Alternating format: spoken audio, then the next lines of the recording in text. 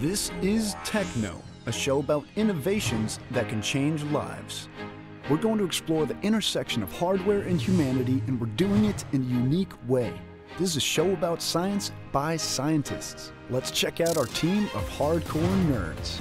Dr. Shini Somara is a mechanical engineer. Tonight, O.J. Brigance has ALS, but he still finds a way to motivate the Baltimore Ravens with his robotic voice. Get ready for something great. Stay humble and hungry. But imagine if he still had his real voice. Next, the technology that's allowing patients to save a valuable part of themselves. That's significant. Before it's too late.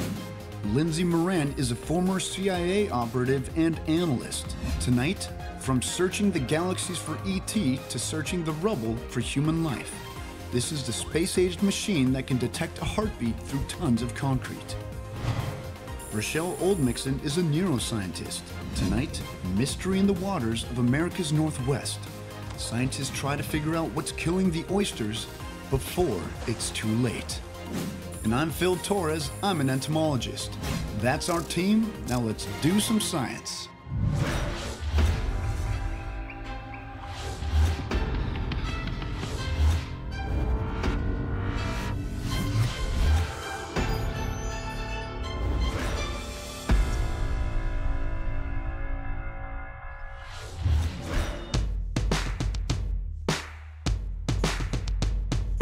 Hey guys, welcome to Techno. I'm Phil Torres, joined today by Rochelle Oldmixon, Lindsay Moran, and Dr. Shini Somara. Now, for most of us, communicating with the human voice is something that we kind of take for granted, but not so with some of the individuals you were able to meet. Yeah, I was able to meet 3 patients that all have ALS disease. It's a really devastating condition that degenerates the muscles in the body, including those in the vocal cords, so they all lose their ability to speak. But using technology, they were able to communicate with me in a really remarkable way. It was such a deeply moving story to be working on. Let's take a look. On a snowy day in the off-season, the training camp for the Baltimore Ravens football team seems deserted. But O.J. Brigance, the senior advisor to player development, is at his desk, as he is every day. You come here to work several times a week, and one wouldn't blame you if you wanted to stay at home. What keeps you coming here? Sure, I could have stayed home and gone into seclusion after my ALS diagnosis, but coming to work is about refusing to give up. If we are isolated from human interaction, our spirit will wither and die. A driving force on the Ravens' 2001 Super Bowl winning team, O.J. was diagnosed with a paralyzing and incurable disease, amyotrophic lateral sclerosis, when he was 37 years old, first revealing it to the NFL Network. They say the average lifespan is 2 to 5 years. I could be dead by the age of 40. Okay, well, what am I going to do with this? You can either lay down and say, woe is me, go in the corner and just let it in. But that's never been my attitude. ALS, a neurological disorder, is also known as Lou Gehrig's disease and robs the body of almost all its muscular functions. From Raven rookies to hardened veterans, this building is brimming full of men who appear to have superhuman strength. But no matter who they are, they all agree on one thing, that O.J. Brigance is the strongest of them all, despite being unable to move on his own. Silenced by ALS, O.J. remains the voice of locker room inspiration. O.J., you got something for us? Get ready for something great. Stay humble and hungry. Was he always as inspiring as he is today? O.J. Before was effervescent. His voice is not the same, but I would say it has more power now. People get closer, the huddle becomes tighter, and we all listen for O.J.'s voice. O.J. speaks through his eyes, gazing at his computer screen to produce a synthesized voice named Mel. How frustrating is it for you to not hear your own voice? Frustrating for a while, but I eventually learned to be thankful that I could still communicate all through the use of technology. And this is the state of the art of that technology, the Tobii i15, and I got to try it out. So the cameras found my eyes there? Those two spots. Yes, exactly. What happens is the camera looks how the light is reflecting out of your eye. Because the computer's sending out infrared rays. All the dark spots in your eye are going to absorb those rays, and all the light spots are going to reflect them back to the computer. Is that correct? Exactly. Now calibrated to my gaze, my eyes work the keyboard like fingers. There are almost 2,000 pre-programmed words or phrases that I can choose from, or I can type my own. Oops. Gosh, it's not easy. Hello, my name is Shinny. And you probably don't want a male voice. Hello, my name is Shinny. Hello, my name is Shinny. Hello, my name is Shinny. Computer-generated voices have been around for a while, but it's widely recognized that they don't really capture the essence of a person. Walker, come up here. Come on, boy. Walker, come up here. Come on, boy. Go get it. A little kiss at the same time. Holly Ladd has been silenced by her ALS, but Walker still responds to the voice that's always summoned him. Good dog. You're such a good boy. Now generated from a Toby, custom loaded with 840 of her own recordings. Hi, my name is Holly. It's nice to meet you. It's lovely to hear you say that. Diagnosed with ALS 2.5 years ago, Holly started recording her voice about 6 months before she lost the ability to speak, a process called voice message banking. That was the machine talking. I take no responsibility. For conversation not banked, Holly must fall back to the computer's voice. How important is it to you to be able to use your voice that you've banked? I think that the greater impact is on the listener, so I would ask Joan. It allows for an engagement that using the computer voice, no matter what the words are, doesn't allow for. It's been pretty profound. Please, just let me finish. All right, go ahead. You always get the last word. Hearing her jokes, hearing her comments, hearing her ciao for now, hearing her sort of favorite one-liners. Forget about it. The melding of eye-tracking computers and personal voice recording was the brainchild of speech pathologist John Costello of Boston Children's Hospital. We started with a handheld recorder that would record in .wav file. That's significant. I save them on my computer. I go and tag them so that each of them is named for the phrase. The recordings are uploaded to the computer and assigned to the phrases or category shortcuts, like medical, food, or social. They are there for the eventuality of someone needing to have their voice because they've lost the ability to speak. Sure.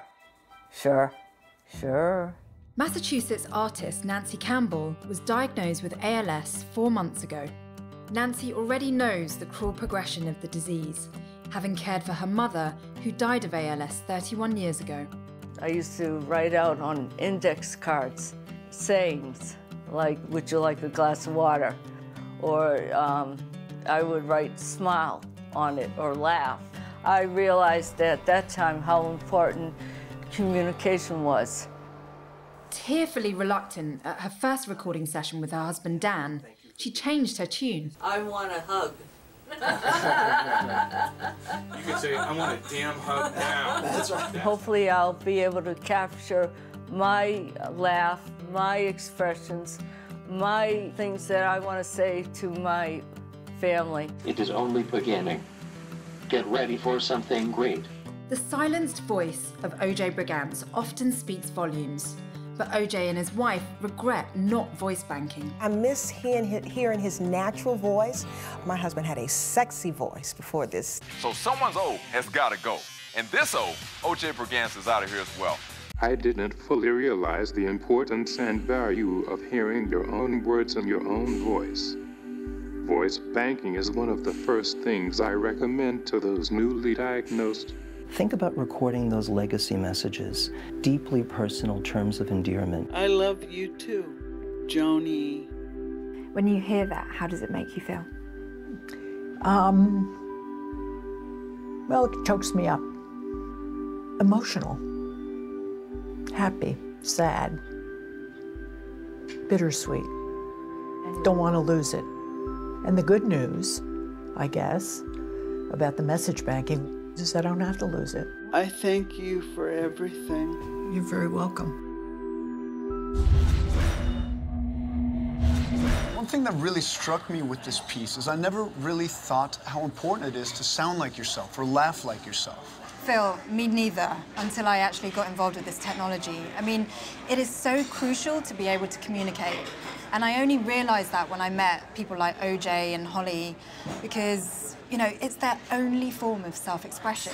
What was really moving for me when I met Holly was that she was talking to me using the synthesized voice. But when she hit on phrases that she had pre-recorded where she was inviting her dog to come fetch a biscuit, you know, her dog responded to her voice. It was so emotional to actually experience, you know, an animal responding to her real voice. And that's when I realized just how crucial this technology is. Now, I absolutely loved the photos that you took on this trip. Can you share them? Yeah, I mean, I was just so moved by meeting OJ, and I just had to post this picture because I felt privileged to meet someone who's just so amazing. And if you guys want to see more posts like that from the field, be sure to check us out on Instagram. Now, Lindsay, you got to look at a really remarkable life-saving technology. What is it? Well, to give you an idea of the awesomeness of the technology that I'm about to show you, it all started with scientists looking for evidence of the Big Bang. And what they came up with was a way to find human survivors in the wake of natural disasters on Earth. Let's have a look.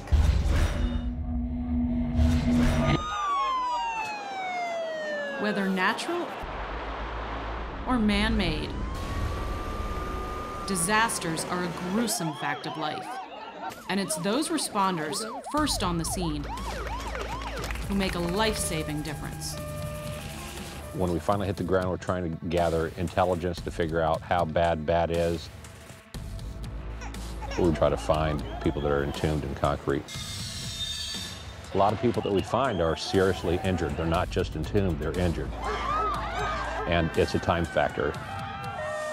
As part of the Homeland Security, we have FEMA, which also oversees the Urban Search and Rescue Team. They wanted an ability to go to any particular location in a disaster, look at any given rubble pile or collapsed building and determine whether there's somebody alive in there. Searching for life in an earthquake is similar to searching for life in our solar system. At least that was the belief held by a group of scientists at NASA's Jet Propulsion Laboratory, whose expertise lies in complex missions probing deep into outer space. The technology Deep Space Network uses to communicate with and to know where the spacecraft is, we call it navigation. We measure very precisely how far away the spacecraft is by measuring how long it takes for the microwave signals to get to the spacecraft and come back to us. Those same microwave signals were redesigned at JPL for an even more urgent endeavor here on Earth: to search for a trapped survivor by detecting their beating heart. The return signals were looking for very small changes due to the motion of the victim. The breathing and the heartbeat causes 1 centimeter to 1 millimeter movements, and we look for the reflections from that. So we're looking for the changes due to the heartbeats. Finder, or Finding Individuals for Disaster and Emergency Response, is the remarkable new technology resulting from the collaboration between JPL, FEMA, and Homeland Security. It is capable of recognizing a victim's heartbeat and respiration through 30 feet of concrete and debris. We're basically measuring how far it is from the Finder unit to the victim's heart and then back. Finder works on an unconscious victim. As long as your heart is beating and you're breathing, we can detect you. Within a year, 2 prototypes were up and running and ready for field testing. Tell me what this is. Well, this is Finder. It's a victim detection radar. It uses microwaves to detect the heartbeats of victims. We have these radar modules inside. This one is the transmitter that sends the microwave illumination towards the rubble pile. And then we have a set of 4 receivers up on the top. We've had a fairly simple interface. We push a button to do a search, and you push the button, it sends the command to this to search, collects heartbeats for 30 seconds, and then displays the results. Virginia Task Force 1 is an elite search and rescue team that travels both domestically and internationally to disaster sites. They put Finder to the test at their Lorton, Virginia test site. All right. I think I got it from here. So just FYI, I'm a little bit claustrophobic, but I'm putting my life in the hands of Finder. I'm gonna climb into the rubble pile, and hopefully they'll be able to detect my heartbeat in there. So this isn't bad for a few minutes, but I certainly wouldn't want to be here for any length of time, and I truly, truly cannot imagine the stress and anxiety one would experience being trapped in rubble like this. The first responders go in teams of 2 usually. One holds the laptop and carries this, sets it down on the ground about 10 or 20 feet in front of the rubble.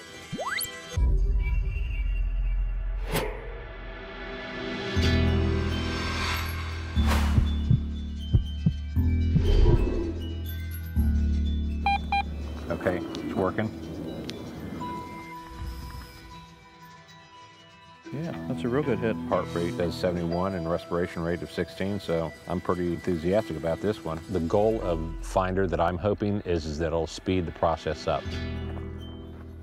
If you could just talk a little bit about your interaction with the developers of the technology. They have the ability to do the engineering and the construction background that I don't have, but I have the real-life experiences of being in the rubble piles, being with the victims. So if I can add that to their thought process of building this device, that's where that relationship comes from. It's a very different thing to be working in a laboratory where we may know the technology, but we don't know how search and rescue really works. And they gave us a lot of feedback. Looks like we might have something. Okay, I think we're good. I'd call in the rescue squad here, have them come on out and start the process. It's just another tool in the toolbox, and I think it'll revolutionize how search and rescue is done. I'm still just amazed at this technology that it can detect such small movement and through something like concrete. Can they tell the difference between a human heartbeat and an animal heartbeat, or will we just be chasing rats? Well, that's one of the things that amazed me, is that they can actually distinguish between a human heartbeat and the heartbeat of, say, a rat or a mouse, and potentially even detect if there's someone buried who's pregnant. I don't know if you guys got a sense in the piece for just how terrified I was in that rubble pile, but this was a pretty intimidating rubble pile. It's called a live rubble pile, meaning that it could collapse at any minute. So we had a safety briefing before going in. And if you guys want to see more behind-the-scenes photos as they're happening from the field, be sure to follow us on Tumblr. Well, I must say, Lindsay, I'm happy you got rescued. Thank you. Now, Rochelle, what can you tell me about oysters? The oysters are in trouble, but in this case, they're sort of the canary in the coal mine. So I went up to the Northern California coast to figure out how oyster farmers and scientists are working together to figure out what's going on. So why don't we take a swim?